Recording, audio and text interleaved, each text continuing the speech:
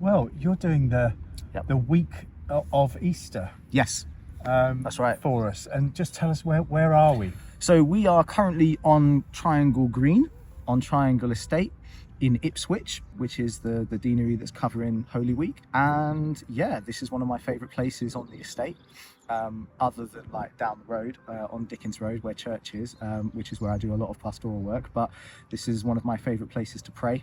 It's one of the reasons that I wanted to do it from here.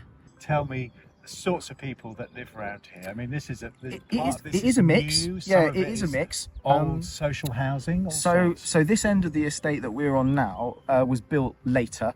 The first, which the Dickens Road end, which the community centre is on where we meet, that was built first in the mid 20s, late 20s. This end of the estate is slightly later. It was built after the war, I think. There is council housing, there's social housing, there's people who struggle in various ways, there's people who don't as well.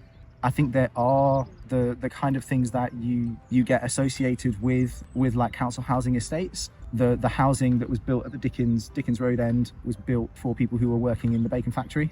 Mm-hmm. Tell me what's special about Yeah. this community. I've got your back. Let's show up. So there's a young man that I'm mentoring. His mum comes to church. He's not a Christian, but he showed up at my licensing with his girlfriend. And I was like, man, it's so good to see you. And he was like, well, I'll show up for you. There's a lot of beauty in someone who understands how much they need. And sometimes you get that in areas of like deprivation, in a way that you don't in places where money forms a cushion, a social cushion. Tell me about your congregation, your parishioners. Give us a flavours, because Yeah, so there'll be people all we've got- around the county that really won't know this area. Yeah, and won't absolutely. know. So we've got lots of people from the estate. It wasn't always the case, but like probably about 98% of the people who come to church now are from this estate. That doesn't mean they're a monoculture though. Growing younger a little bit at the moment, which is really nice. And we've got kind of grandparent age. We've got some younger families. We've got a reasonable number. We've got a couple of people who have joined who are kind of working in the care sector, who have kind of moved to Ipswich recently, or they've moved from abroad to London and then Ipswich. I'd say it's relatively diverse. I mean, it's not as representative as we want it to be yet, because we want more children and teenagers. It's definitely from the estate. And what's interesting in that it being from the estate, it is not a monoculture.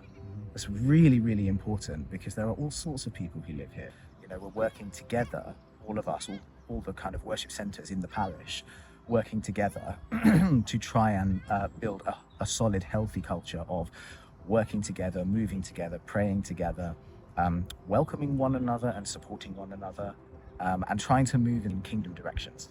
I'm going to be kind of, praying from common worship like all of us do. We'll go through all the kind of seasonal and relevant readings of morning prayer on that day. It's the journey of understanding that when Jesus honestly offered himself to his people, they wanted to kill him. That's important to understand.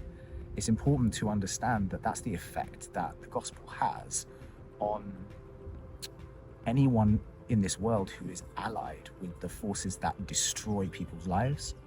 So that does cut kind of close to me in the way that I minister here, because I work with people who have no social protection from those forces. I very much think about the way that God's love exposes the worst of our darkness, but then also heals it. I think it's the way that the passion narrative influences my prayers and my posture as a minister in this particular context, because exposing and fighting darkness is very important, and then also declaring mercy to those broken places that are in desperate need of healing is also deeply, deeply important. You can't do one or the other. You have to do both.